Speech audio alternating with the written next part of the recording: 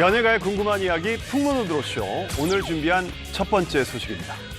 현재 미국 전역에서 수천 명의 시위대와 경찰들이 충돌하는 격렬한 시위가 벌어지고 있는데요. 시위대와 일반 시민들 간 일촉즉발의 충돌도 이어지고 있습니다.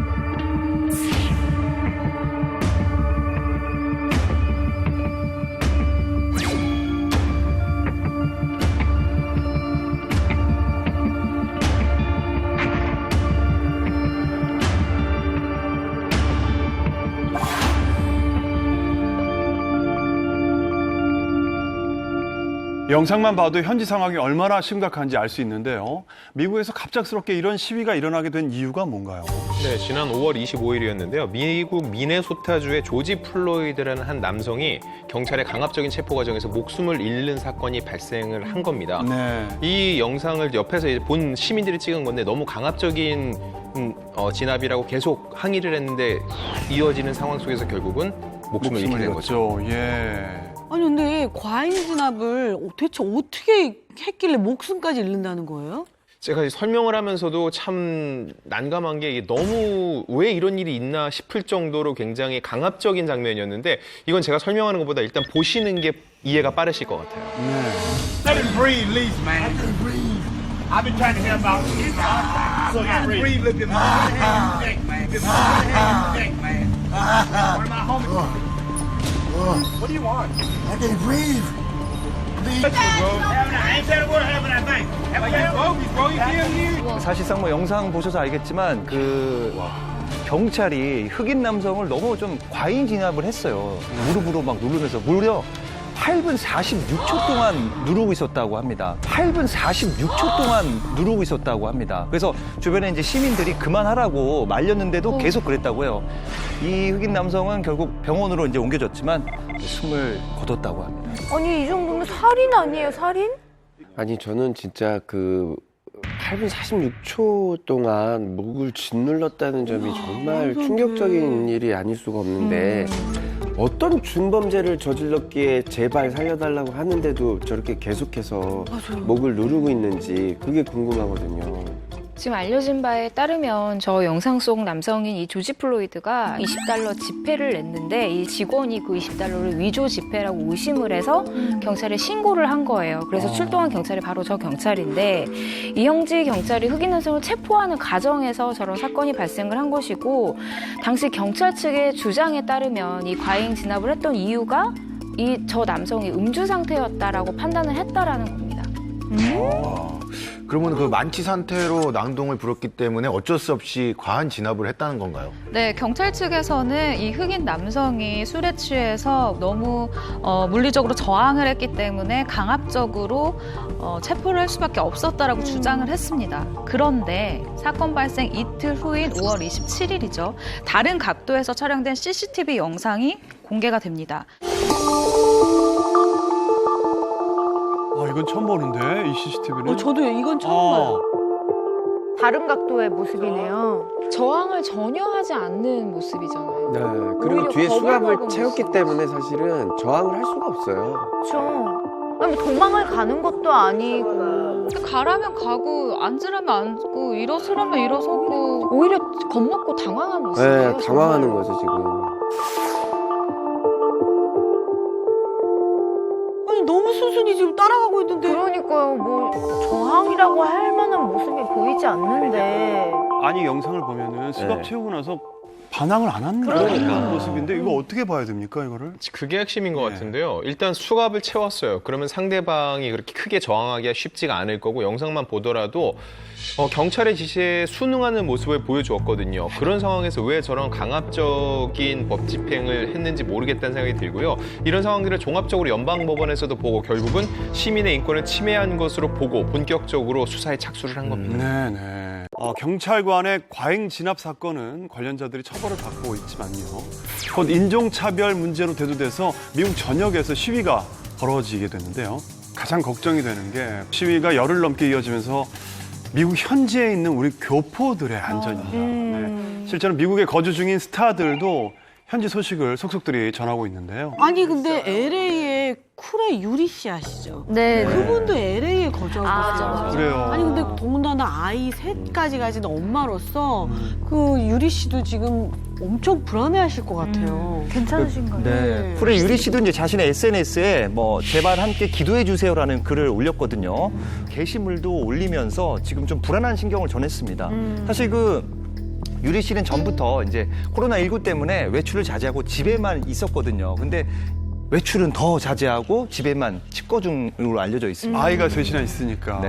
예. 네, 미국에 거주 중인 스타들이 개인 방송이나 SNS를 통해서 지금 뭐 상황과 안부를 전달을 하고 있는데 네. LA에 거주 중인 잼 출신 가수이자 배우 윤현숙 씨 있잖아요. 네네. 지난 5월 30일에 이제 현지 상황을 좀 생생하게 전달을 했습니다. 개인 SNS에 어제 저녁 이곳 다운타운에서 일어난 일, 헬기 소리, 사이렌 소리 너무 무서웠는데 오늘 아침에 보니 유리창이 깨져 있네. 당분간 안 나가는 걸로 라는 글과 함께 사진을 올렸는데 사진 한번 보시죠. 저 어젯밤에 여기서 시위가 있었는데 이렇게 다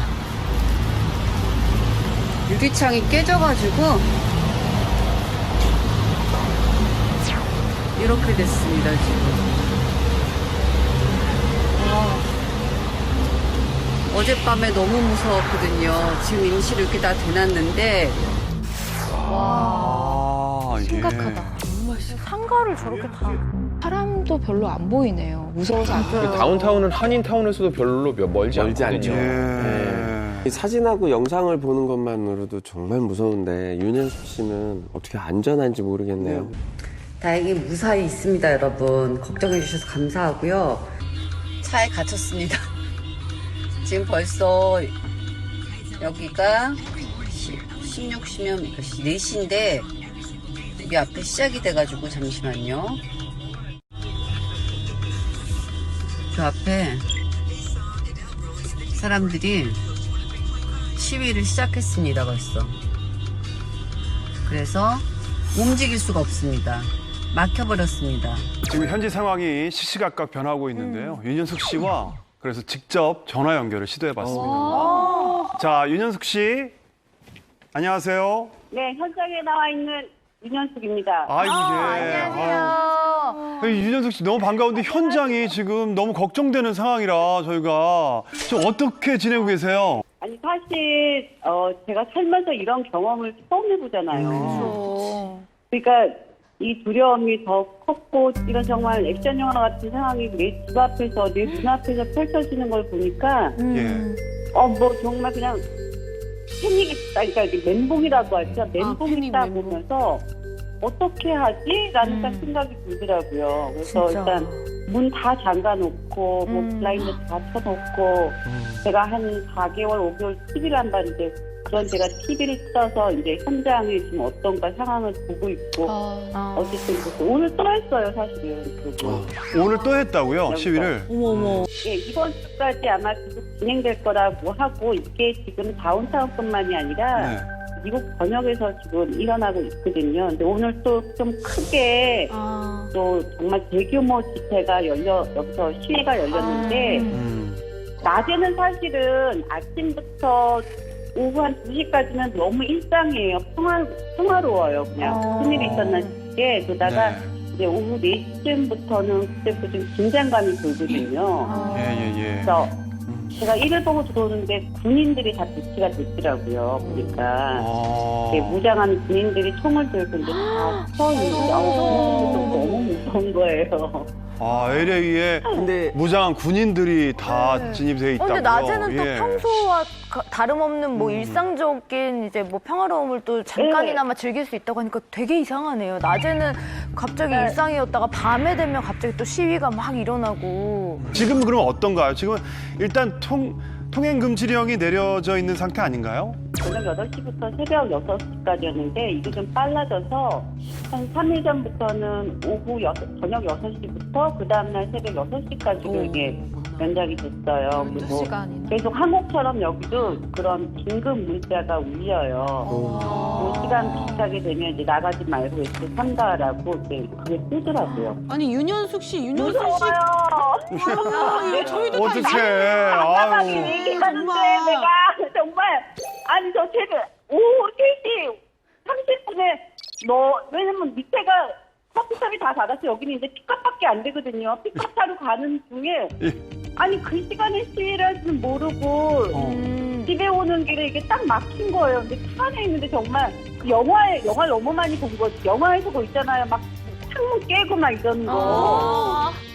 저 혼자서 그거 상상하면서 톤이 갑자기 진정하세요. 리포팅 너무 잘하시다가 갑자기 진심으로 경험한 걸 얘기하시니까 그래 그때 시위대 만났을 때 어떠셨어요? 아니 어머 나 이거 어떡하지? 그냥 아무 생각이 없고 내가 차에서 나가야 되나?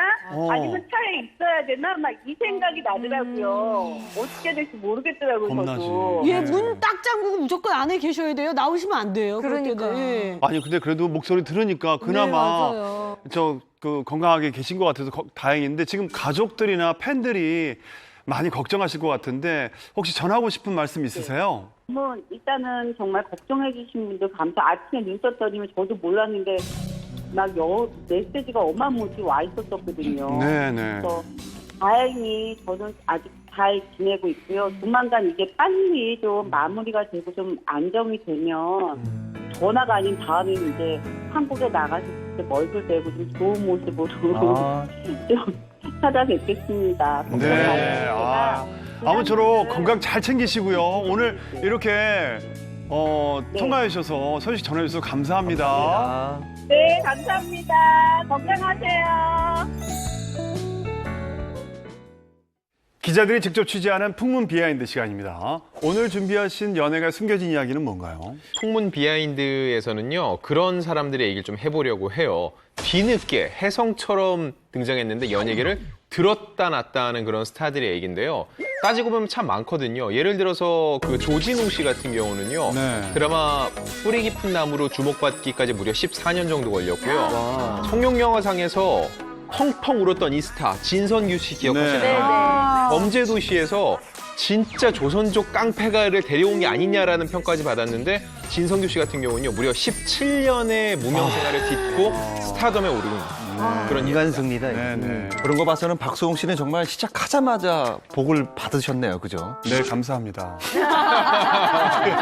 근데 얘기를 듣다 보니까 저는 네네. 이 두 분이 생각납니다. 이 류승용 선배님하고 라미란 선배님. 두 분 다 또 저의 대학교 또 선배님들이시죠. 연극 무대에서 굉장히 오랫동안 활동을 맞아요. 하셨어요. 예, 우리 라미란 선배님은 우리 2015년 응답하라 1988에 출연하기 전까지 무려 20년간을 연극 무대에서 무명 생활을 지냈다고 대단하다. 했고요. 대단해. 우리 류승용 선배님은 2012년 영화 7번 방의 선물. 그렇지. 콩 먹어야 해. 애승이 콩 먹어 콩. 이 영화로 첫 대박을 치기 전까지 무려 비슷하다고 합시다. 26년간의 무명 생활을 보냈습니다. 애승이 콩 먹어야 돼 콩. 애승이 콩. 쉽지 않네. 일단 우리도 노력하고 있지만 많은 분들이 오랜 기다림과 노력 끝에 큰 인기를 거머쥐고 계신데 오늘은 특별히 2020년 현재 가장 핫한 늦가기 스타들을 만나본다고요. 네네. 네, 많게는 무려 28년 동안이나 빛을 보지 못하다가 뒤늦게 대박을 터뜨린 스타도 있는데 이런 늦가기 스타들이 누구인지 영상으로 먼저 만나보시죠. 네.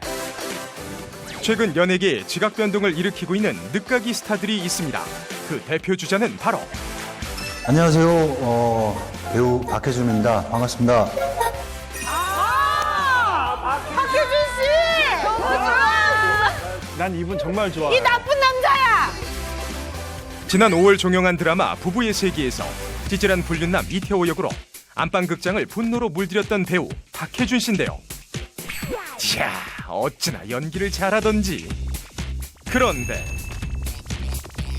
박혜준 씨가 데뷔한 지가 무려 13년이나 됐다는 사실 알고 계셨습니까? 아 근데 데뷔한 지 13년이나 되셨어요. 진짜로요? 야, 잘생겼어. 잘생겼어. 지난 2007년 연극 그때 별이 쏟아지다로 데뷔한 이후 연극계의 테리우스라고 불렸던 박혜준 씨. 남다른 도전 정신으로 극단 하얀 코끼리까지 설립했다는데요. 그러나 도전 정신이 과했던 것일까? 개성 넘쳤던 공연들은 외면받기 시작했고 점차 어려워져 마지막에는 월세를 낼 돈마저 없어 극단을 접어야 했다고 합니다. 그런 박혜준 씨의 인생의 터닝 포인트가 된 건 지난 2010년 학교 후배였던 연극 배우 오유진 씨와 결혼하면서부터 사랑하는 아내와 두 아들을 지키기 위해 물불 안 가리고 활동을 시작. 2012년 영화 화차에 출연하며 연극 무대에서 쌓아온 내공을 바탕으로 서서히 얼굴을 알리기 시작. 마침내 드라마 부부의 세계를 통해 13년의 무명 생활을 완벽하게 청산했는데요. 5월 드라마 배우 브랜드 평판 3위의 이름을 올리며 각종 매거진 촬영을 비롯해 수많은 작품에서 러브콜을 받고 있습니다. 드라마계에 박해준 씨가 있다면 가요계에는 이분을 빼놓을 수 없죠. 임영웅! 우리의 히어로 임영웅! 너무 인기 많죠, 요즘에. 최고죠, 임영웅. 안녕하세요, 임영웅입니다. 긴 무명 시절을 뒤로하고 트로트계의 히어로로 급부상한 인기 가수 임영웅 씨. 출연만 했다 하면 최고 시청률 경신. 광고 역시 찍었다 하면 매출 상승을 기록. 가요계, 예능계, 광고계에서 러브콜이 끊이질 않는다고 합니다. 이런 인기 비결 뒤엔 임영웅 씨의 눈물 없인 들을 수 없는 힘든 무명 시절이 존재합니다. 지난 2016년 트로트의 큰 뜻을 품고 데뷔했지만 예상과 달리 변변치 못한 수입으로 생활고에 시달리게 됐고 고생 많이 했다고 들었어요. 맞아요. 무명 시절이 있죠. 쉬지 않고 활동했지만 월세를 낼 돈조차 없어 거리에서 군고구마를 팔며 생활비를 충당했다고 하는데요. 하지만 그에게 포기란 없었습니다. 지난 3월 한 트로트 오디션 프로그램에서 1위를 차지하며 데뷔 5년 만에 대스타가 된 것. 박해준, 임영웅 못지않게 긴 무명 시절을 견뎌내고 뒤늦게 대박을 터뜨린 스타들이 있습니다. 그들의 숨은 뒷이야기 지금 바로 공개합니다. 네, 지난달에 저희가 연예계 예비 효도왕으로 트로트 가수 임영웅 씨에 대해서 얘기를 나눠봤는데요. 약 한 달이 지난 지금 임영웅 씨의 인기가 더 어마어마해졌습니다. 맞아요. 어느 정도인가요? 임영웅 씨는 2016년에 데뷔해서 데뷔 5년차 트로트 가수인데요. 요 짧은 몇 달 사이에 와 이렇게까지 위상이 달라질 수 있을까 싶을 정도로 인기가 어마어마해졌거든요. 아마 풍문쇼에도 나오면 시청률 한 3배 정도 오를 거 저는 그렇게 예상을 하고요. 나와주지.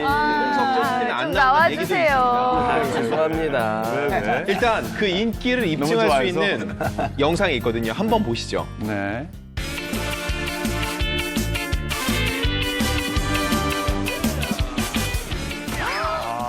이거 우승 상품으로 받은 거 아니에요? 와. 임영웅 씨 첫 차네요.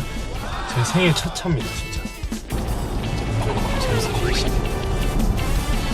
들뜬 게 보여요, 표정이.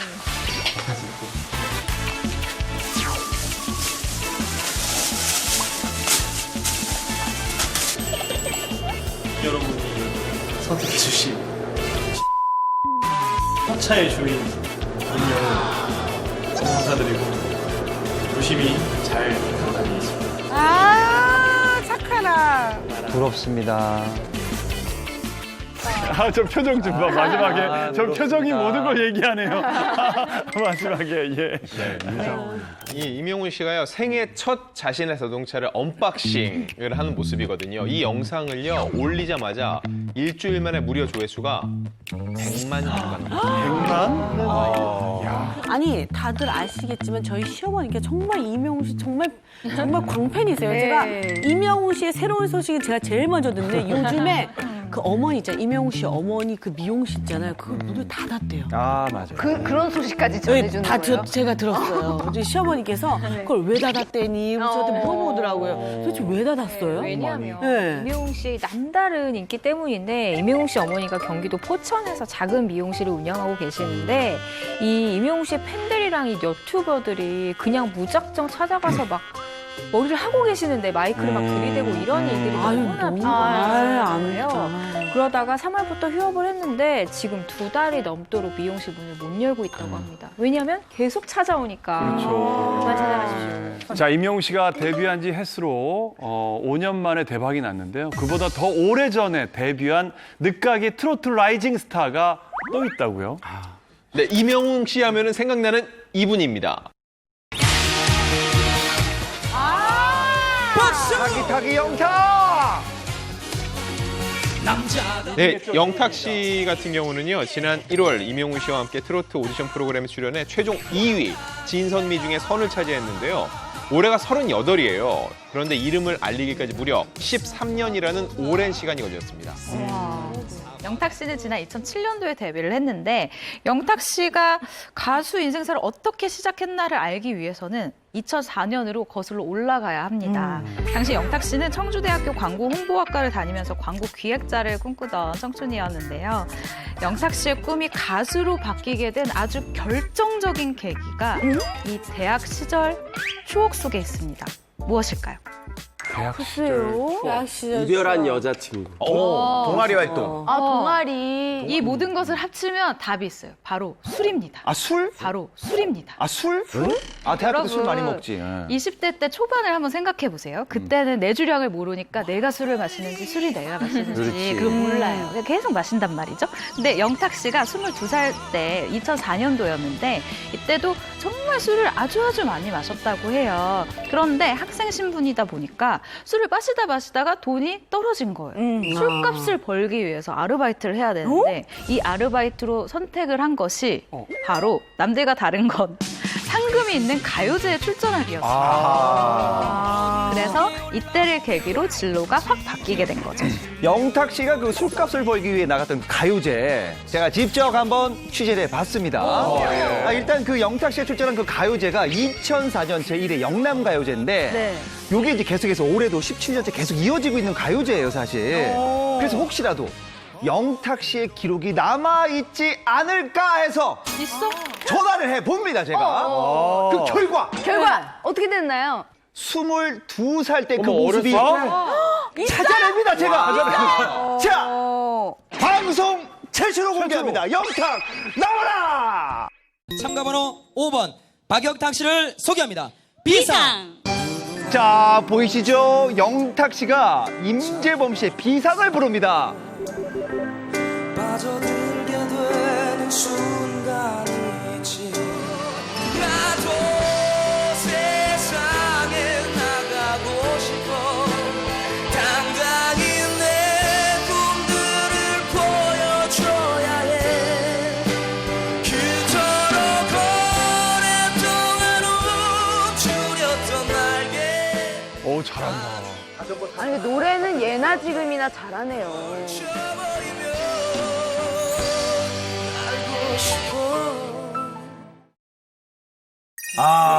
대단하죠. 그 실력은 그대로예요, 사실상. 그 이제 영남가요제 이때 그 영상 감독님하고 통화를 했는데 감독님에게 물어봤어요. 혹시 영탁 씨가 기억이 나냐? 무려 16년 전 일입니다. 근데 이 감독님이 기억이 난다라고. 왜 기억이 나냐 물어보니까 너무 옛날인데? 그동안 영남가요제 수많은 참가자들 노래를 들어봤지만 영탁만한 친구가 없었다. 노래 실력이 대단했다고 해서 그 영상을 계속 간직하고 있었다라고 얘기하더라고요. 여기서 무려 대상을 차지해서 상금 100만 원을 받았다고 합니다. 근데 대상까지 수상할 정도의 실력이면 지금 저희가 봐도 이게 보통 실력이 아니잖아요. 그렇죠. 예전부터 뭔가 노래를 배웠거나 좀 관련 있는 일을 했던 게 아닐까요? 영탁 씨가 M채널 어린이 합창단 출신이에요. 아, 그래요? 그렇죠. 그리고 영탁 씨 할아버지가 음악 선생님이자 작곡가로 활동을 하셨다고 하는데 주로 경상도 지역에 있는 학교의 교가를 작곡하셨다고 하거든요. 어찌 보면 영탁 씨는 뼛속부터 음악가의 기질이 있었던 거죠. 피가 있네요, 피가 있어. 이 영탁 씨의 고교 시절을 잘 알고 있는 지인의 인터뷰가 화제가 됐는데 영상을 한번 보시죠. 네. 영탁 오늘 친구들이 왔습니다. 한 분은 레이싱문사학과 기자이기도 합니다. 전종훈 기자고요. 재미난 에피소드 우리 전종훈 기자부터 먼저 한번 얘기해 주시죠. 예. 그리고 저는 뭐 영탁이하고는 20년 냈죠. 20년 좀 넘었죠. 영탁이하고 고1 때 같은 반이었고. 기자. 진짜 찐 친구다. 영탁이가 이제 반장했었고 제가 부반장 리더십. 예. 했었거든요. 그래. 영탁 씨는 지금 어렸을 때도 왜 얼굴하고 똑같이 있네. 생겼어요? 우리 축제 때 가요제를 한 게 있었어요. 그래서 영탁이가 저하고 친하다 보니까 같이 듀엣으로 노래를 부르자 예심을 그 당시에 이제 조성모의 포유 소리라는 노래가 처음 나왔었어요.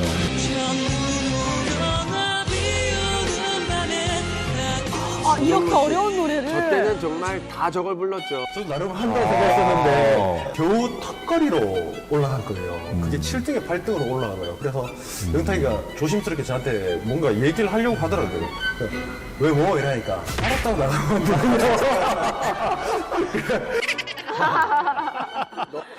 너 빠져 이거구나. 현실적인 제안이었네요. 업고 갈 자신이 없다. 그래서 알았다고 나가자. 이걸은 되는데. 솔직히 저도 내심 미안하기도 하고 그래서 예심을 그렇게 치고 본선에 나갔죠. 필연적으로 그때도 2등 했어요. 2등을 하고 당시에 1등한 친구는 고노광이라고 최근에 개봉한 타짜 3. 그래요? 거기 감독이에요. 제 주변에 또 듣기 많은 친구들이 꽤 있더라고요. 그래서 그렇게 이렇게 2등했다는 그때가 기억나네요. 영탁 씨가 2등의 아이콘인가 봐요. 어? 이야, 아니 동창들 중에 유명한 분이 많네요. 예. 영탁 씨가 이 초중고 12년 동안 정말 단 한 번도 빠지지 않고 내리 반장을 계속했다고 합니다. 대단한 거죠. 근데 실제로 이 탑7을 관리하는 분한테 직접 들었는데 이 지금 스케줄이 너무 많아가지고 심적으로, 체력적으로 굉장히 지쳐 있는데 여기서 으쌰으쌰 하자 하는 역할을 하는 분이 영탁 씨래요. 실제로 리더 역할을 리더십이 해주시고 있구나. 있다고 하고요. 영탁 씨의 고등학교 위 친구 인터뷰에 따르면 평소에도 분위기를 잘 띄우고 힘들어하는 친구가 있으면 함께 약간 슬픔을 나눠주는 스타일 있잖아요. 그런 성격이라고 하고 심지어 본인이 슬프거나 우울한 일이 있을 때도 그렇게 남을 웃기려고 한다고 합니다. 되게 내공 있고 좀 씩씩한 성격인 것 같아요. 여러모로 재주가 뛰어난 분인데요. 제가 궁금한 거는 영탁 씨가 또 일단 가요제에서 대상을 받아서 상금 100만 원을 이걸 어떻게 썼을까인데 원래 목적대로 뭐 그냥 친구들하고 술 먹은 건가요? 술값에 예. 쓰지 않았습니다. 네. 일단 그 가요제 대상을 수상했을 때 이런 얘기를 해요. 해머로 머리를 맞은 것 같았다. 그리고 나는 광고할 사람이 아니다. 노래를 해야겠다라는 생각이 들었고 그 100만 원을 가지고 서울로 올라왔다고. 어머나. 깨달음을 얻었구나. 아니 근데 당시 대학생이라고 그러지 않았어요? 학교는 어떻게 하고 올라오신 거예요? 일단 청주에서 대학교 2학년까지 마치고 휴학을 합니다. 그리고 서울로 상경을 하게 되는데 올라오고 나서부터 정말 각종 가요제를 섭렵을 하면서 실력을 차근차근 쌓아온 거예요. 그러던 2006년 3월 인터넷 방송국에서 주최한 신인 가수 선발대회에서 참가를 했는데 여기서는 대상을 차지한 거예요. 근데 이때 우승자에게 주어지는 이 상이 바로 다름 아닌 싱글 발매였어요. 그래서 이를 계기로 다음 해인 2007년 3월에 디지털 싱글 사랑한다라는 곡으로 정식 데뷔를 하게 됩니다. 참지 못한 후회가 오늘도 내 가슴을 때리고 짖는 것. 남자 주인공 영탁 씨는 아니래요. 노래만. 저때 약간 모든 뮤직비디오가 드라마타이즈가 많았어요. 그런데 저 뮤직비디오를 보니까 트로트가 아니라 발라드 뮤직비디오. 그러니까요. 예. 발라드예요. 예, 발라드 가수로 시작했다는 게 풍문이 아니었네요.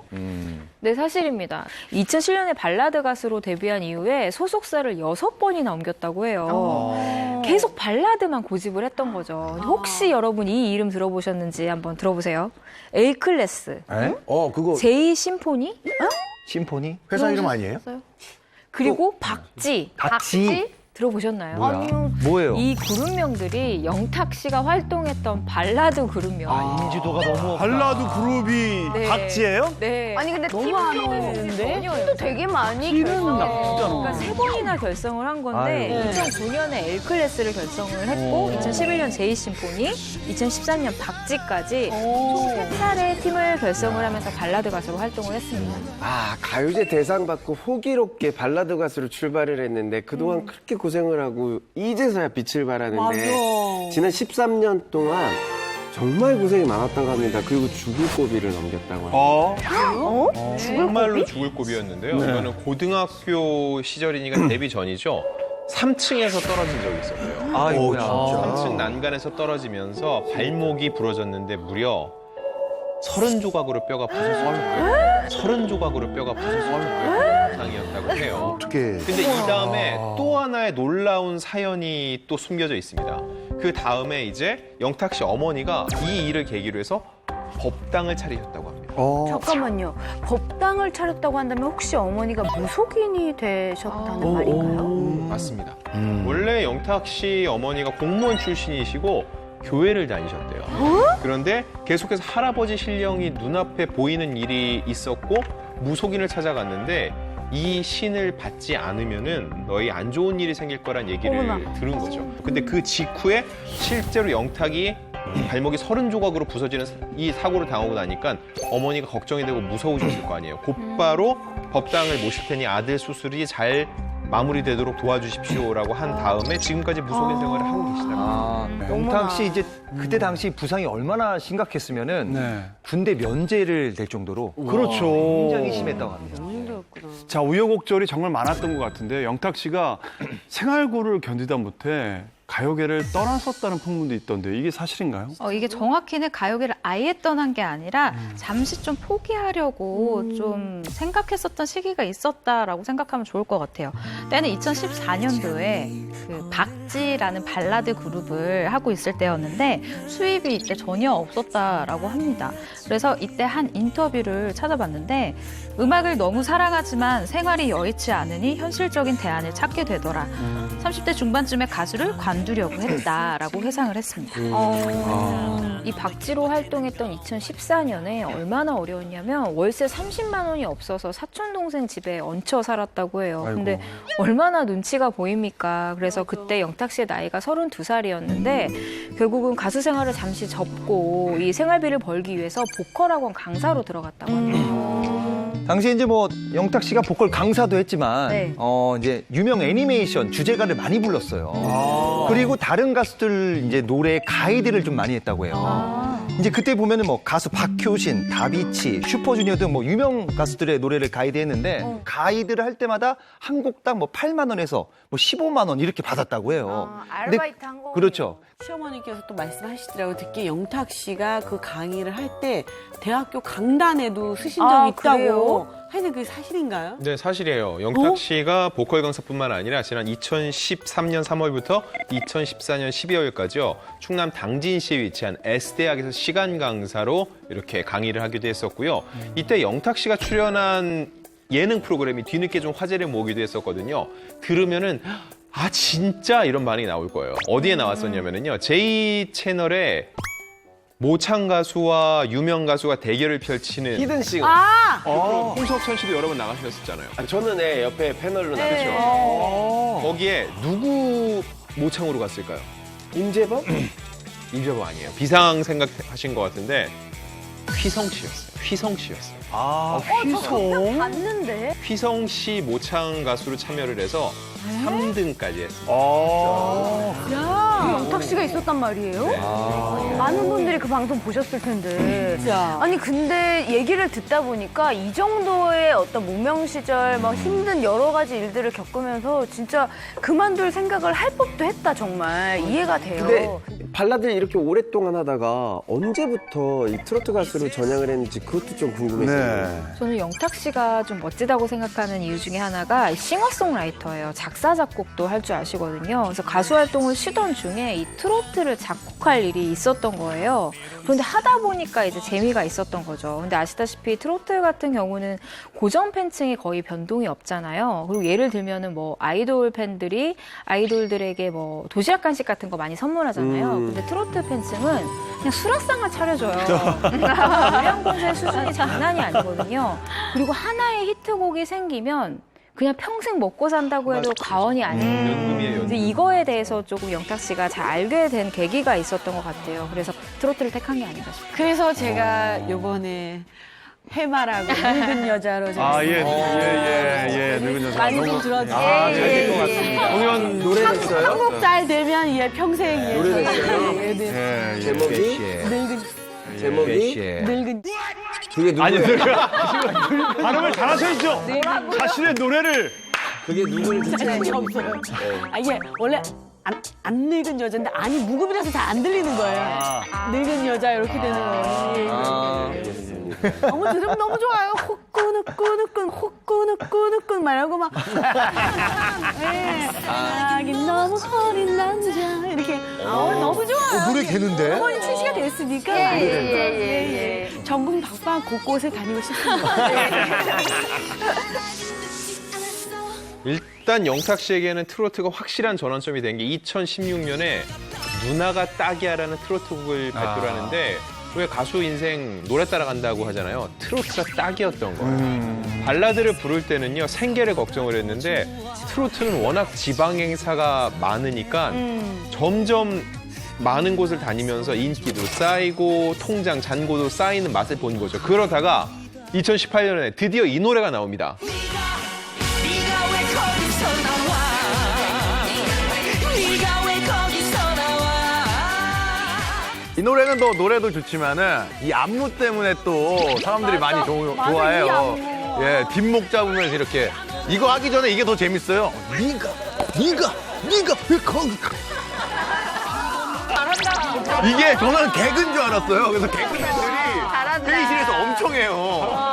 예, 화장실에서 이제 앞에서 기다리고 있다가 똑똑똑 하면 안 나오잖아요. 그 후배가 오래 있다 나오잖아요. 네가 왜 거기 내가 급한데. 이거 너무 재밌어요, 진짜. 맞아. 이거를 홍대에서 하다가 신촌까지 간 적이 있어요. 또 거기. 거기까지? 만든 가세요. 계속 이게 걸으니까 이게 스텝이 나오는 애들이 많았구나. 죄송합니다. 자, 그 네가 왜 거기서 나와 이 노래는 영탁 씨가 작사 작곡한 노래예요, 사실. 네. 근데 오늘 풍물쇼 최초로 알려드린 정보가 있습니다. 이 노래는 이제 영탁 씨가 실제 사연을 쓴 노래예요, 자기 사연을. 근데 최초가 뭐냐? 다들 그 여자친구가 어디서 나왔는지 궁금할 거예요. 궁금했어요. 어디서 나왔어요? 자, 그걸 제가 최초로 밝힙니다. 그 여자는 일찍 잠을 잔다고 하고 그 동네가 바로 사당동에 있는 술집이라고 합니다. 최초로 갑니다. 사당동은 아무도 모르는 일이야. 이거 내가 알아냈습니다. 사당동이요? 사당동 술집이에요. 다들 강남으로 아는데 강남이 사당동입니다. 정도의 알권리예요. 아니, 근데 실제로 여러분 2018년도에 연예계 프로 갑툭튀 뭐 네가 거기서 나와 막 이런 이야기들이 굉장히 신조어들이 막 유행을 하던 그런 때였어요. 네, 맞아요. 네, 이런 이야기들이 막 돌 때였는데 영탁 씨가 이것을 가사에 그대로 써먹은 거예요. 그 덕분에 건강식품 광고 모델 자리까지 꿰찼다고 하고요. 얘기를 나누다 보니까 이 영탁 씨가 13년의 힘든 시절을 잘 견뎌낸 덕분에 지금의 인기를 얻을 수 있지 않았나 싶은데요. 영탁 씨의 인기도 지금 현재 뭐 임영웅 씨 못지 않지 않습니까? 여러 면에서. 네. 맞죠. 여러분 인기의 지표는 광고잖아요. 그런데 지난 5월에 이 역걸리가 출시가 됐어요. 근데 이거 진짜 마셔보고 싶어요, 저. 네. 진짜? 네. 이게 출시와 동시에 거의 전국에서 인기를 끌고 있고 하루 주문량만 1000박스에 달한다고 하고요. 하루 주문량이 일일 평균 150만 원이던 매출액이 10배 증가해서 1,500만 원까지 올랐다고 하고요. 이게 바로 영탁 효과죠. 맛이 궁금한데. 진짜 궁금해요. 먹어보고 싶어요. 영탁 씨 같은 경우는 주변 분들이 이미 영탁 씨는 성공할 수밖에 없다라는 소문이 자자할 정도로 인성까지 좋은 걸로 유명하다고 합니다. 아버님이 그 2018년에 뇌경색으로 쓰러지셨는데 그 수술비나 이런 병원비가 만만치 않잖아요. 그거를 다 영탁 씨가 행사 뛰고 돌면서 그걸 다 충당하고 아직까지도 그러고 있다고 합니다. 근데 아버지가 그 병원에서 그렇게 치료하는 거 그 자체만으로도 영탁 씨는 굉장히 힘들지만 너무너무 기쁘다라고 항상 얘기를 하고 다녔다고 하네요. 그러니까 막걸리 한 잔 그 내용이 아버지에 대한 그 뭐 애증, 고마움 뭐 그 내용이 담아 있잖아요. 그 뭐 방송할 때 보니까 아버지를 비춰주시는데 아버님이 좀 불편해 보셨는데 그런 효심이 있으니까 그 좋은 일들이 연이어서 생기는 거 아니겠습니까? 예. 지난 14년 동안 정말 무명일 영탁 씨가 온갖 무대를 돌아다니면서 정말 고생을 많이 했는데 아까 얘기하신 것처럼 소속사랑 얘기를 해보면 인성 칭찬을 정말 많이 하더라고요. 소속사와의 관계가 유달리 좀 끈끈한 편이고 회사에서 어려울 때도 이 친구는 언젠가는 될 거다라는 믿음이 굉장히 강해서 뒷받침을 열심히 해줬거든요. 그래서 사실 잘 되면 좀 변할까 걱정도 될 법한데 그런 걱정 전혀 안 하고 오히려 회사가 잘 된 거로 굉장히 영탁 씨가 그걸 더 기뻐한다고 하더라고요. 잘 챙겨주고 그래서 보기 되게 좋은 소속사와 이 가수의 관계인 것 같아요. 네. 그런데 영탁 씨보다 더 긴 무명 생활을 견딘 트로트 스타가 또 있다고 합니다. 이명욱 그리고 영탁 씨와 함께 2020년 트로트 신성으로 떠오른 7인방 중에 한 명이 있습니다. 저희 원픽이기도 한데요. 굉장히 신사적인 모습, 그리고 사슴같이 맑은 눈, 그리고 눈 옆에 삼선 주름이 있어요. 어떤 분인지 아시겠죠? 바로 장민호 씨입니다.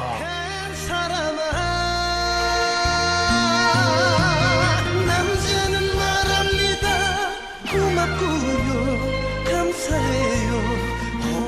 장민호 씨 같은 경우는 트롯 신사로도 불리면서 굉장히 어머님들의 사랑을 많이 받고 있는데요. 장민호 씨는 올해 또 44살이 됐어요. 근데 무명 시간을 얼마나 보냈느냐.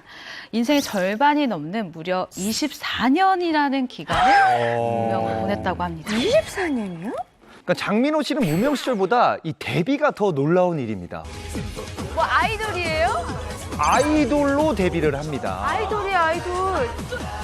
어머! 어려. 저분이다, 저분! 내게 너무 힘들어 스쳐갈 만큼 짧았던 꿈이라. 당시 유비스가 정말 그 차이나풍의 멜로디에 독특한 정글 리듬을 가미해서 별의 전설이란 이 노래 저는 기억하거든요. 10위권 안에 왔다 갔다 하는 그런 곡이었어요. 나름 인기가 있었습니다. 인기가 좀 있었네요. 장민호 씨가 옛날 H.O.T 같은 그런 막원 쓰고 러닝 입고 옛날 춤 막 이런 거 추고 너무 웃겨가지고 지금. 근데 이 그룹이 춤이 굉장히 독특하고 막 파격적이었어요, 진짜. 막 넘어지고 막 쓰러지고 이런 춤이 많았어요. 근데 저도 이 그룹 처음 들어봤는데 사실 영상 보시면 아시겠지만 얼마나 연습을 많이 하고 나왔겠어요. 그렇게 힘들게 유비스가 데뷔한 찰나 여러분이 잘 아시는 바로 그 레전드 아이돌 그룹 2집이 하필 발표가 됐던 거예요. 우리 H.O.T 오빠들이죠. 근데 컨셉이 너무 비슷해. 그러니까 너무 비슷해서 오히려 H.O.T랑 너무 비슷하다. 맞습니다. 그렇게 유비스가 데뷔한 지 한 달 만에 H.O.T가 1997년 7월에 행복과 위아더 퓨처가 실린 2집이 아이고. 이때는 안 됐다니까요. 이 2집 앨범이 무려 152만 장이 팔렸는데 대박이다. 유비스의 기록은 없습니다. 그때는 뭐 다 기억하시겠지만 길거리에 뭐 길보드 차트에 다 H.O.T 노래, 맞아. H.O.T 다 노래 나오고 또 복장하고 헤어스타일도 다 그러고 다녔어요. 캔디, 전사의 후예. 전사 아니면 캔디였어요. 다 길거리에 사람들이. 둘 중에 하나. 진짜로 맞아. 전사 아니면은 기호식 캔디였어요. 뭐. 여기에 막 무늬주스 인형 꽂고 다니고 멜빵 바지에 사람들도 엄청 여기다 인형 가방에 꽂고 맨날 다니고. 선물 같은 걸 들고 다니고 그때 가방이야. 휴대폰이 나왔었는데 이제 컬러링 있잖아요. 그게 한창 이어지는 음이잖아요. 거기에 다 H.O.T 음악이. 맞아요. 맞아요. 이 당시는요 아이돌 시장이 팽창할 때였거든요. 그러니까 유비스도 발부출자가 있을 거라고 생각을 했는데 H.O.T가 2집을 발표하기 직전에 잭스키스까지 나와버린 거예요. 맞아요. 그러니까 2등 전략도 안 먹히는 거죠. 그때 H.O.T가 엉덩이 춤출 때 폼생폼사로 제키의 춤은 방방 뛰었거든요. 막 그러면서 시장을 완전하게 양분해버린 거예요. 그러니까 유비스가 설 자리가 더욱더 없었던 거죠. 그때 장민호 씨는 이렇게 생각을 했다고 합니다. 내 갈 길이 아니구나. 가수가 네, 1집 활동을 하던 중에 이제 2집을 준비를 하려고 했는데 여러분 기억하시겠지만 1997년에 아주 비극적인 사건이 찾아왔어요. IMF 경제 위기가 터지면서 사실상 해체를 하게 된 것이죠. 그런데 장민호 씨가 한번 방송에서 얘기한 적이 있는데 이 소속사 관계자들이 너희를 스타로 만들어주겠다면서 상습적으로 좀 폭행을 했다고 해요. 그래서 많이 힘들었었다고 합니다. 장민호 씨가 그때에 대해서 이야기하기를 정말 공포스러운 순간들을 보냈다. 구두발로 정강이를 걷어차이는 등 많이 맞았다. 가수로서 단 1%의 좋은 점도 찾지 못한 생활을 한 것 같다라고 생각하면서 가수의 길을 접었다고 합니다. 네. 안타까운 사연이 아닐 수 없는데요. 유비스 해체 후에 장민호 씨는 그러면 개별 활동을 한 건가요? 해체 이후에 생계를 유지해야 되니까요. 수영 강사로 활동을 했어요. 원래는 장민호 씨가요. 초등학교까지는 수영 선수까지 활동을 했으니까 굉장히 잘했겠죠. 그 이력을 살려서 인천의 한 스포츠 센터에서 수영 강사로 일을 한 거죠. 근데 여기서도 참 평범하진 않았던 것 같아요. 일단은 저녁 강사로 배치가 됐는데 소문이 난 거죠. 아이돌 출신 수영 강사가 왔대라는 소문이 딱 돌고 나니까 난리 나죠. 항의가 들어간 거예요. 오전은 왜 우리가 이렇게 소외돼야 되냐. 그래서 장민호 씨가 곧바로 오전반까지 섭렵했다는 그런 슬픈 전설이 있습니다. 보통 오전반은 수영장에 VIP 손님들이 맞아요. 오전반이 실질적 권력을 갖고 있어요. 제가 볼 땐 장민호 씨 그 외모하고 그렇지. 이 떡 벌어진 어깨. 어깨 그거면은 이미 뭐 어머님들 성장했죠. 사이에서 이미 뭐 끝난 거예요. 예. 모든 회원들이 지금 다 등록하려고 수화기를 들고 있는 상태예요. 예. 그 수영장뿐만이 아니라 일대 수영장까지 이 잘생긴 강사라고 소문이 나서 스카우트제가 계속 들어왔다고 합니다. 그래서 군대 가기 전까지 수영 강사 일을 했고 가수하던 시절보다 돈을 더 많이 벌었다고 해요. 장민호 씨가 지금 어머님들에게 사랑을 많이 받잖아요. 그 노하우는 바로 수영 강사 시절에 그 배웠던 그 어머님들을 대하는 스킬 때문에 그렇습니다. 사실 보면은 당시 어머님들하고 이야기를 많이 하면서 그런 그 노하우를 다 알아낸 거죠. 소통 능력을. 그래서 인기가 많아진 거예요. 살가워요. 방송하는 거 맞아, 보면. 맞아. 아주 그냥 귀여운 면도 있고 장난도 잘 치고. 그러니까 이렇게 예능에 되게 잘 맞고. 잘 맞아요. 그리고 맞아. 그 사슴 눈하고 그 웃음이 괜히 나온 게 아니네요. 맞아요. 그러니까 엄마들 사이에선 이미 장민호 씨가 활동을 하던 트로트 가수로서 꽤 이름값이 있던 친구였던 거예요. 그러니까 트로트계 BTS라고 하면서 나왔잖아요. 그러니까요. 그게 맞다니까요. 지코 정도 되죠. 예. 자, 수영 강사를 하던 장민호 씨가 가요계로 다시 돌아온 계기가 있다면요? 2011년에 트로트 가수 앨범을 낸 다음에 제가 인터뷰를 한 적이 있었거든요. 원래는 다시 가수를 할 생각이 없었대요. 31살에 군대를 정말 늦게 간 거죠. 갔다 온다면 노래할 생각이 없었는데 그때 원래 중국어를 되게 잘한대요. 그래서 그걸 특화시켜서 아랍계 항공사에 들어가서 원래 스튜어드를 할 생각이었는데 6, 7개월 정도 공부를 하다가 현 소속사의 러브콜을 받고 결국은 다시 가수로서 재기를 하기로 결심을 한 거죠. 와, 그럼 중국어도 잘하면 나중에는 중국에도 진출할 수 가능하죠. 중국 노래 잘하더라고요. 네. 조밀밀. 와. 근데 사실은 전직 아이돌 가수 출신이잖아요. 근데 애초에 다시 이제 복귀를 할 때 왜 트로트라는 장르를 선택했을까요? 그러니까 아이돌로 활동할 당시에도요. 네 목소리는 뽕기가 있다는 얘기를 너무 많이 들었대요. 보면은 바이브레이션이 굉장히 굵어요. 걸쭉한 거죠. 이렇기 때문에 아이돌 음악에는 맞지 않는다는 얘기도 있었는데 사실 본인이 아이돌 활동할 때도 노래방 가면은요. 트로트를 많이 불렀대요. 아, 그래요? 그리고 장민호 씨가 트로트로 전향하게 된 계기에는 이 외모도 굉장히 큰 역할을 했습니다. 장민호 씨가 말하길 제 외모가 중동 스타일에 가까운 것 같아요. 거울을 보며 고민해봤는데 트로트를 하면 어울릴 것 같았어요 라고 하더라고요. 맞아요. 그렇죠. 약간 아이돌하기엔 느끼하게 생긴. 맞아요. 네, 그래서 근데 어머니들이 봤을 때 어우 잘생긴. 남자답고. 네. 어머님들이 되게 좋아하는 스타일이에요. 맞아요. 근데 2011년에 트로트 가수로 전향했다면 2020년 인기를 얻기까지 9년 걸린 거잖아요. 아, 오래 걸렸네. 이게 너무 힘든 시간이었을 텐데 어떻게 버텼대요? 네, 2011년 장민호 씨가 트로트 가수로 전향한 다음에 이 사랑의 누나라는 곡을 발표를 했는데 근데 안타깝게도 저 곡이 잘 안 됐습니다.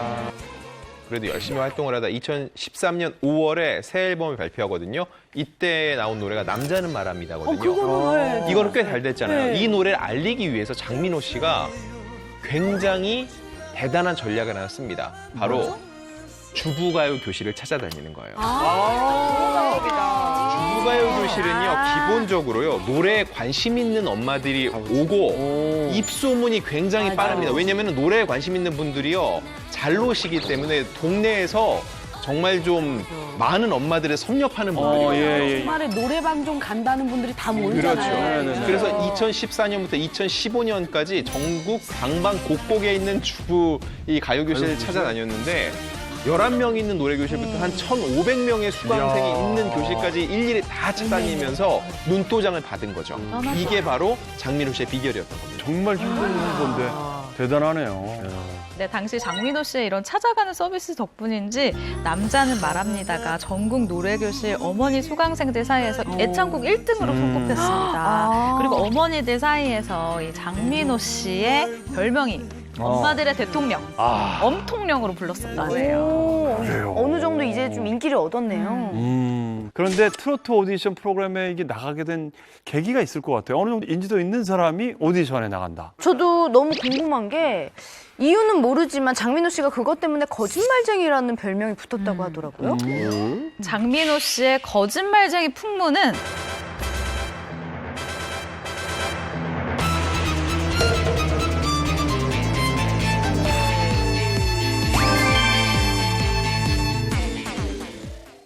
그런데 트로트 오디션 프로그램에 이게 나가게 된 계기가 있을 것 같아요. 어느 인지도 있는 사람이 오디션에 나간다. 저도 너무 궁금한 게 이유는 모르지만 장민호 씨가 그것 때문에 거짓말쟁이라는 별명이 붙었다고 하더라고요. 장민호 씨의 거짓말쟁이 풍문은 사실입니다. 사실이에요? 사실? 예. 거짓말쟁이에요. 왜? 네? 장민호 씨가 원래 이런 트로트 오디션 프로그램에 출연할 생각이 하나도 없었대요. 오랫동안 친분을 유지해 왔었던 임영웅 씨 그리고 영탁 씨한테도 나는 이 프로그램 무조건 안 나간다, 절대 안 나간다라고 장담을 했었다고 하더라고요. 이거 임영웅 씨하고 영탁 씨에게 난 안 나갈 거야 라고 얘기를 해가지고 그들도 안 나가게 한 다음에 혼자 나가려고 했던 그런 전략이었어. 얍삽하게. 그래서 두 분에게 이게 거짓말쟁이가 된 거구나. 어떤 이유입니까? 결정적으로 출연 의사를 번복한 이유 역시 김영웅, 영탁 씨 때문이었다고 해요. 사실 전작이었던 미스트롯을 통해 송가인 씨가 어마어마한 인기를 누렸잖아요. 네. 그들이 이명웅과 영탁이 송가인처럼 인기를 없는 꼴을 도무지 두 눈 뜨고 못 보겠다. 그래서 내가 우승 못해도 너 하나는 잡는다. 나갔다는 거죠. 네. 그래서 심지어 동생들한테 말도 안 하고 신청서를 냈다는 거예요. 아유, 잘 나갔죠. 예, 그럼요. 잘 나갔어요. 잘 정말 인생의 선택 중에 가장 잘한 선택 중에 맞아요. 하나일 것 같은데요. 맞아요. 장민호 씨가 말을 안 한 거 좀 짓궂기는 하지만 장민호 씨가 정말 정이 많은 사람입니다. 후배를 진짜 잘 챙기거든요. 실제로 임영웅, 영탁 씨가 이 장민호 씨에 대해서 무명 시절에 형이 정신적으로 굉장히 큰 도움을 줬다라고 밝힌 적이 있고요. 본인이 행사 때 이 벌었던 출연료를 경제적으로 어려운 후배들한테 준 적도 있고, 그리고 무대 의상이 없는 후배들한테는 옷도 주고 신발도 주고 이렇게 퍼주는 형이었다고 합니다. 최근에 뭐 프로그램에서요, 장민호 씨의 새로운 보금자리가 공개가 됐어요. 장민호 씨가 인천 출신인데 원래는 서울에 처음 올라왔을 때 보증금 20에 월세 20집에 살았대요. 어느 정도로 집이 좋지 않았냐면은 자고 있으면은 벼룩이 자기 몸에 올라오는 게 느껴졌대요. 그런데 이번에 공개된 송도집, 이 집 같은 경우는 시가가 현재 한 5억에서 평수별로 한 11억 5천대라고 하는데, 사실 상대적 박탈감을 느낀다는 분들도 있는데 이분이 그동안 고생하다 이제 좀 빛을 보는 거니까 그냥 박수 쳐줘도 될 것 같아요. 늦가기 라이징 트로트 가수를 만나봤는데요. 요즘 핫한 배우분들 중에도 뒤늦게 대박 터트린 스타가 있다고요. 네, 그 주인공은 바로 배우 이정은 씨입니다. 이정은 씨 같은 경우는 전 세계에서 정말 뜨거운 사랑을 받고 있는 우리 영화죠. 기생충에서 가정부 역할을 맡아서 굉장한 열연을 보였었는데요. 이정은 씨가 무명 시절을 보낸 기간이 무려 28년이나 된다고 합니다. 이 영화 기생충을 보고 이정은 씨 연기에 감탄해서 놀란 분들이 정말 많을 텐데요. 저도 이제 나중에 프로필을 한번 찾아봤어요. 근데 알고 보니까 굉장히 유명한 연극 배우 출신이시더라고요. 이정은 씨는 뭐 연극계 유명 인사죠. 사실 그 이정은 씨가 이제 연출을 하는 배우로 굉장히 유명해요. 네. 그리고 후배들 사이에서는 연극의 교과서 이정은이라고 얘기할 정도로 굉장히 연기를 잘하고, 심지어는 그 동료들도 이정은 씨에 와서 연기 좀 알려달라고 봐달라고 할 정도로 정말 이정은 씨 연기는 정말 최고로 정말 칭하고 있습니다, 연극계에서. 근데 보통 연극 배우들이 수입이 되게 적잖아요, 사실.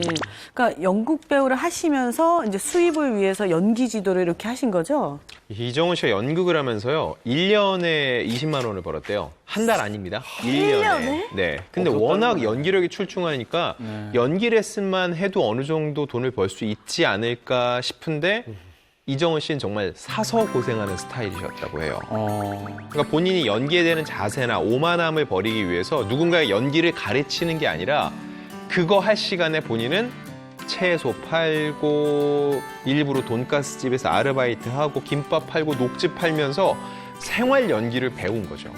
그러니까 생활고에 시달릴 수밖에 없었던 거예요. 일부러 연기를 안 가르치신 거죠. 그렇죠. 자기가 계속 내가 누굴 가르쳐, 그 시간에 내가 연기를 배워야지 하면서 아르바이트를 일부러 전전한 거예요.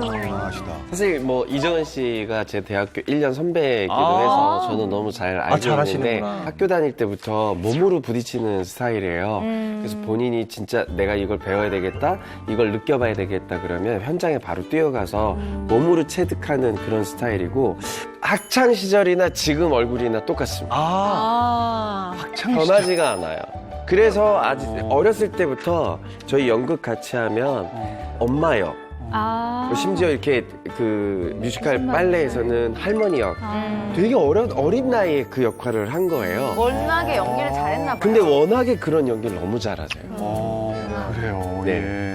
실제로 이정은 씨가 이 무명 시절 겪었던 생활고 일화가 굉장히 유명한 게 하나가 있는데 2000년도쯤에 이정은 씨가 이제 연극을 하고 있었는데 당시 이 연극을 담당하던 연출가가 갑자기 배우들이랑 스태프들을 다 두고 그냥 도망을 가버린 거예요. 근데 아까 말씀해 주신 것처럼 이정은 씨가 워낙에 열정도 좋고 의리도 좋으니까 그래 그럼 내가 이거를 어떻게 좀 책임을 져보겠다라고 마음을 먹은 거죠.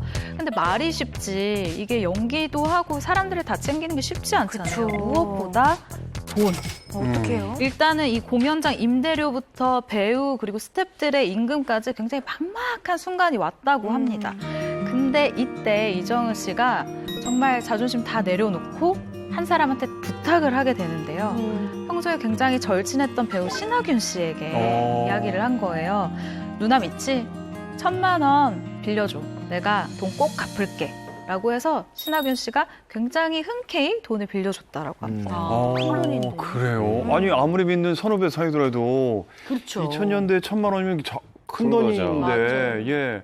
2003년에 연극 진동거울에 이정은 씨가 자신의 돈을 투자해서 직접 연출을 했는데 안타깝게도 이마저도 흥행에 실패를 한 거죠. 그때 이제 돈을 벌기 위해서 갖가지 아르바이트를 전전을 하는데 아르바이트로 벌 수 있는 금액은 한계가 있잖아요. 결국은 그때도 배우 지진 씨랑 우연 씨한테 5천만 원 가량을 빌렸다고 하는데 사실 이정은 씨가 이 돈을 개인을 위해 쓰는 게 아니라 연극, 극단을 위해서 또 후배들을 위해서 쓴다는 걸 알기 때문에 예. 사실 이들조차도 돌려받을 생각 없이 빌려준 게 아닐까 싶어요. 제가 볼 때는. 실제로 이정은 씨가 신뢰성이 굉장히 높다라는 걸 알 수 있는 게 정말 대단한 것 같아요. 이 빌려준 사람의 이름을 적은 전대를 늘 휴대를 하고 가지고 다녔다고 해요.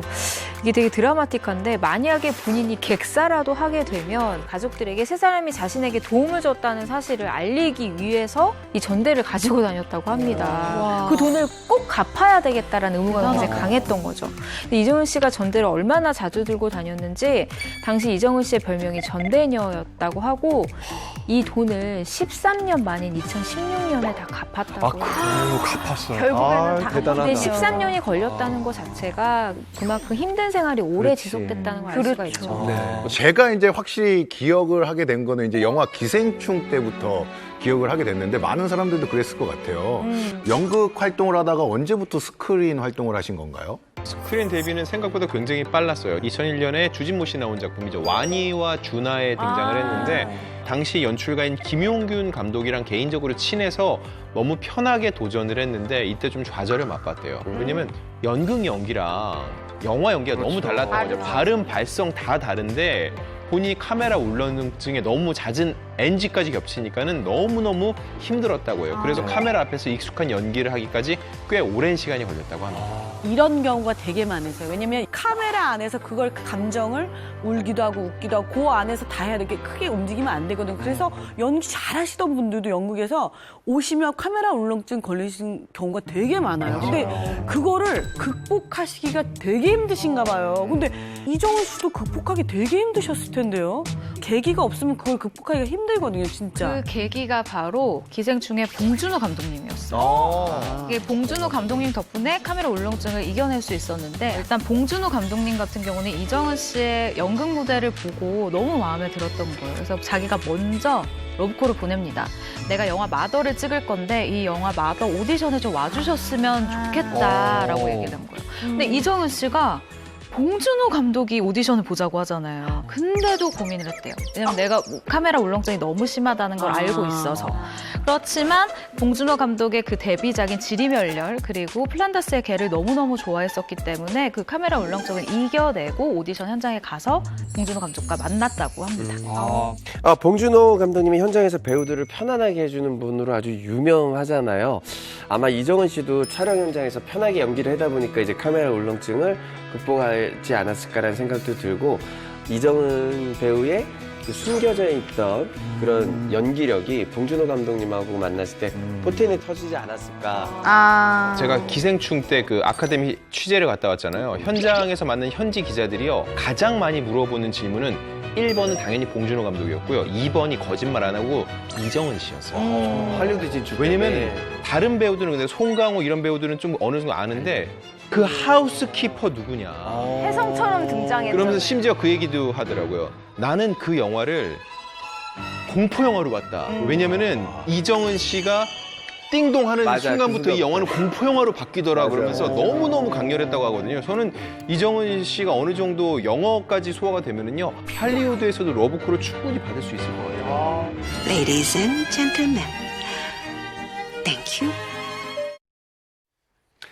지난 5월 27일 일대 원조 걸그룹 SES의 멤버 슈 씨의 도박 사건에 대해 법원 판결이 나면서 지난 2018년 처음 불거진 슈 사건이 다시 수면 위로 떠올랐는데요. 자세한 내용 먼저 영상으로 만나보시죠.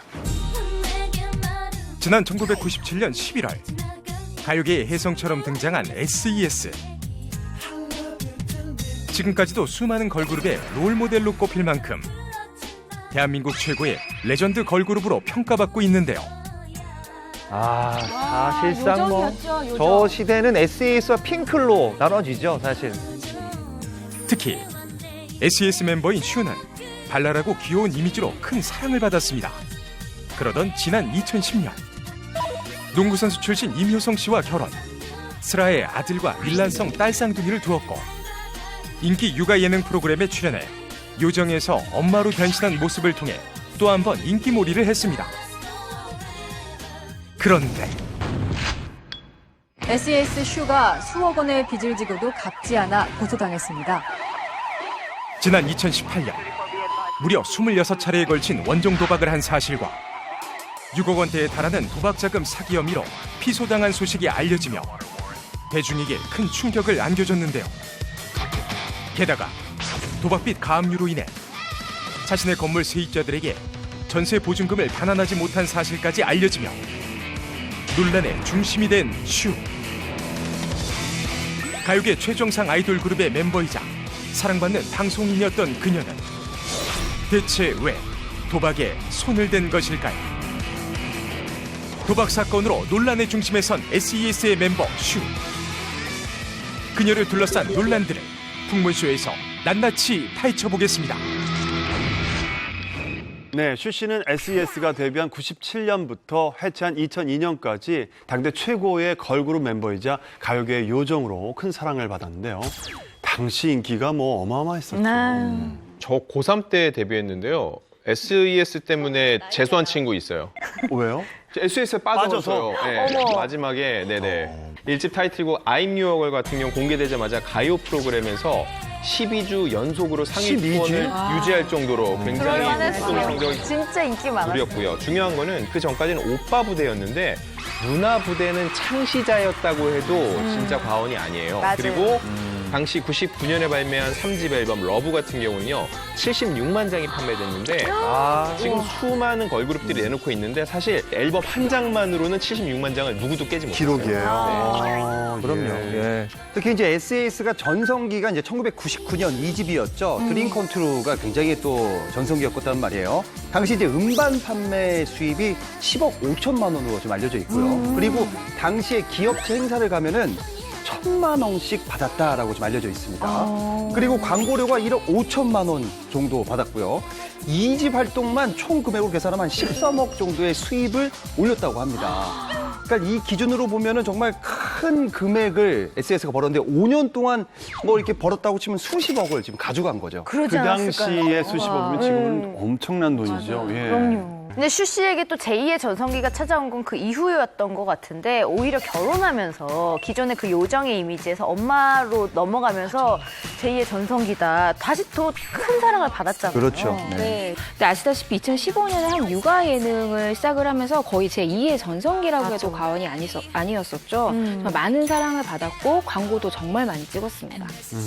자, 그러던 2018년 8월 예상치 않게 슈 씨의 도박 및 사기 혐의 소식이 전해졌습니다.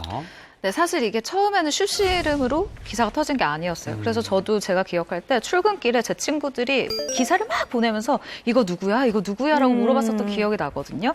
2018년 8월 3일 오전 6시경에 첫 기사가 나옵니다. 단독 기사였는데 유명 걸그룹 출신 연예인 도박 자금 6억 원대 안 갚아. 라는 제목으로 기사가 뜬 거예요. 근데 이 기사에 따르면 6월 초에 서울 광장동 P카지노에서 도박자금 명목으로 3억 5천만 원을 빌리고 지금까지 갚지 않았다고 그 유명 걸그룹 출신 연예인을 사기 혐의로 고소했다라는 내용이 담겨져 있습니다. 네.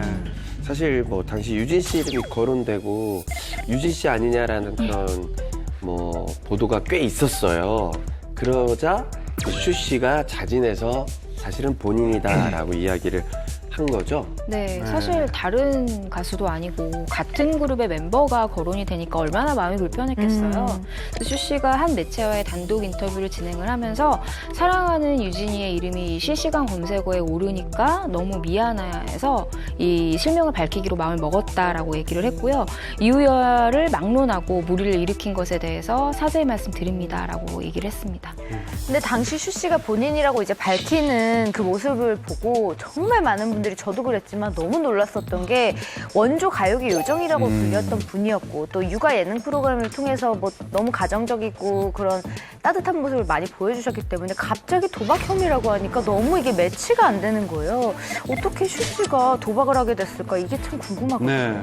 호기심이라고 합니다. 슈 씨가 한 매체 인터뷰를 통해서 이와 같은 이야기를 했는데 도박에 대해서 잘 알지 못하는 상태에서 호기심에 카지노에 방문해 큰 돈을 잃어서 빚을 지게 됐고 그리고 높은 이자를 감당하지 못하는 악순환에 빠졌다라고 도박에 손을 대게 된 이유를 설명했습니다.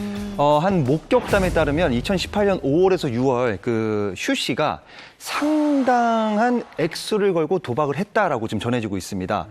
슈 씨는 마스크를 쓰고 그 혼자 방문해서 보증금을 1억 원 이상 걸어야 하는 프라이빗 룸에서 혼자 게임을 즐겼는데 사실 여기는 일반 고객들이 들어올 수 없는 곳이거든요. 그래서 눈에 잘 띄지도 않아요. 그리고 또 목격담에 따르면은 여기서 8천만 원 정도 잃고 나서 마지막 일어났을 때 표정이 좋지 않았다라고 좀 전해지고 있습니다. 당시 슈 씨의 남편인 이묘성 씨가요, 팬들에게 아내의 이 무리에 대해서 직접 사과를 하기도 했는데요. 슈 씨가 육아로 인한 육체적 피로가 심했고 연예 활동의 기복으로 스트레스가 많았다. 이미 상당액을 변제했고 갚지 않은 것이 아닌 아직 다 갚지 못한 상황에서 피소된 것이다. 백방으로 노력해 꼭 빌린 돈을 갚겠다면서 변제에 대한 강한 의지를 내비쳤습니다. 네. 그런데 여기서 궁금한 게 슈 씨에게 무려 6억 원 상당의 금액을 빌려줬는데 돌려받지 못했다는 피해자들은 누군가요? 네, 이 슈에게 6억이라는 거액을 준 사람들은 바로 박 씨와 윤 씨라는 사람인데 이 두 사람은 슈가 어디서 만났냐? 2017년 미국 라스베가스의 한 카지노장에서 처음 만났다고 합니다. 그런데 이 슈 씨의 법률 대리인에 따르면 박 씨와 윤 씨를 알게 된 후에 이 두 사람이 슈에게 자꾸 친한 척을 하면서 돈까지 빌려줘서 도박에 빠져서 거금을 잃게 됐다라고 얘기를 했어요. 그러니까 이 박 씨와 윤 씨 측에서 슈가 워낙 계속 부탁을 했고 어쩔 수 없이 빌려준 것이고 여러 번에 걸쳐 빌려줬다라고 반박을 했습니다. 일단 보통 국내 카지노의 경우 사행성을 막기 위해서 외국인만 이렇게 출입을 할 수 있지 않습니까? 슈 씨의 경우 여전히 일본 국적이라서 이 카지노 입장이 가능했던 건가요? 이게 아직도 많은 분들이 헷갈리시는데 네. 슈 씨는 일본 국적이 아니라 한국 국적입니다. 어떻게 들어가 그러면? 네, 슈 씨는 한국 국적 그리고 일본 특별 영주권을 가지고 있는데요. 부모님이 두 분 다 제일 한국인이다 보니까 자연스럽게 자녀인 슈 씨 같은 경우에는 한국 국적을 갖되 일본 특별 영주권까지 함께 부여를 받은 상황이에요. 근데 이걸 가지고 있다 보니까 외국인들이 입장이 가능한 카지노들이 있잖아요. 근데 이 카지노에 영주권 혹은 그 여권을 보여주면 출입이 가능한 거예요. 그렇기 때문에 슈 씨 같은 경우에는 특별 영주권을 사용해서 들어갈 수가 있는 그런 자격이 있었던 거죠. 네. 이 6억 빚과 관련된 사기 혐의를 조사하던 중에 또 다른 중한 혐의가 드러나게 됩니다. 네. 슈가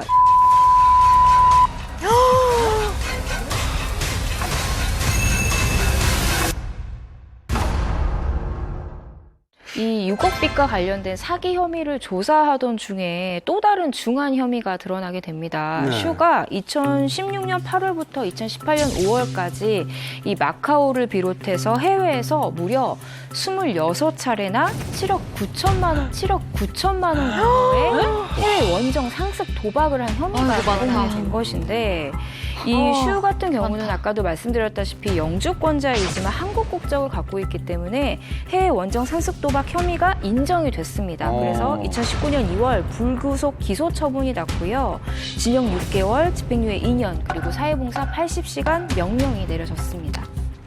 그런데요, 이 슈 씨의 도박빚 때문에 지금 엉뚱하게 다른 사람들이 또 피해를 보고 있다고 하던데 이건 또 무슨 얘기인가요? 이 슈 씨가 도박빚을 갚지 못하다 보니까 슈의 건물에 가압류가 걸리게 된 거예요. 이 건물이 다가구 주택 가구인데 총 21가구로 이루어져 있거든요. 근데 이곳에 가압류가 걸리니까 세입자들이 전세 자금이나 이런 보증금을 받지를 못해서 발이 묶여버린 상황이 된 겁니다. 가압류돼 있는 상태니까. 네. 아니 건물에 가압류가 걸려 있으면 어느 세입자도 들어오려고 하지 않아요. 그렇죠. 위험하거든요. 불안하죠. 그러면 아마 거기 기존에 있던 세입자분들도 지금 나가지도 못하고 돈을 받아야 되는데 네. 나가려면. 나가지도 못하고 뭐 지금 어디 가지도 못하고 그런 상황, 오도 가도 못하는 상황일 텐데요, 아마. 이게 정말 그 안타까운 게 이 빌라에 사시는 분들 대부분이 20대에서 30대예요. 사회 초년생분들입니다. 그러니까 어떻게 보면 경제적으로 자리를 잡지 못했기 때문에 힘든 상황이에요. 그래서 이것 때문에 정말 하루하루 스트레스 때문에 너무 지금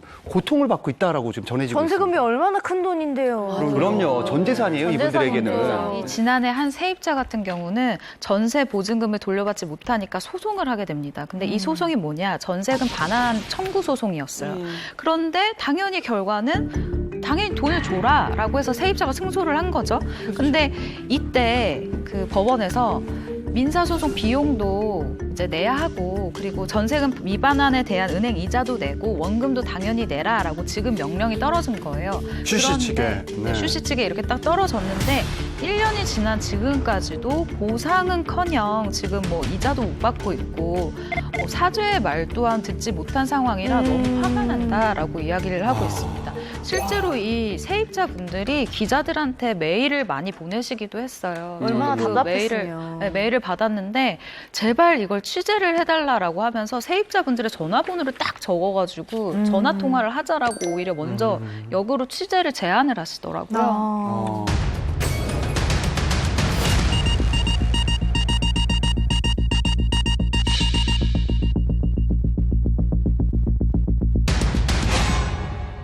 예, 지금 전세금 총 1억 1,500이고요. 그중에 저 같은 경우에는 9,200 정도는 은행에서 대출을 받았고 나머지 금액은 지금 제 사비로 일단은 전세 자금이 묶여 있는 상태인데 지금 좀 많이 전세 자금 이게 해소가 안 돼서 많이 힘들고 있습니다. 그 계약 기간이 끝나는 시점에 동시에 전세 자금을 돌려줄 수 있냐라고 했을 때는 분명히 확실하게 돌려준다라고 이야기를 했었어요. 그런데 갑자기 2019년 3월경부터 이제 연락이 안 되는 거죠. 저희 21세대 세입자분들 중에서도 아무도 연락되는 사람이 없어요. 저희도 솔직히 지금 세입자들 대부분이 다 연락이 너무 안 되니까 다 그냥 포기하고 있는 상태예요, 솔직히. 직접 유수영 씨뿐만 아니고요. 유수영 씨 어머니 자택도 직접 찾아갔어요. 저는 몇 번이나 찾아갔는데 그래서 제가 거기에서 한 5시간을 기다렸어요. 5시간을 기다리면서 제가 잠깐 진짜 전화 받는다고 잠깐 거기 비운 사이에 거기 어른들이 들어온 것 같더라고요. 이제 현관 너머로 들리는 말소리가.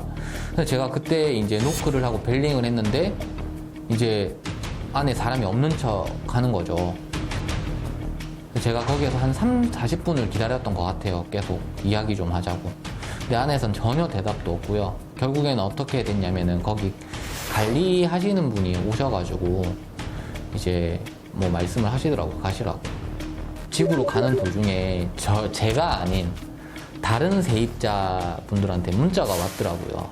찾아오지 말라고. 그러니까 저희는 진짜 너무 열받고 황당하죠.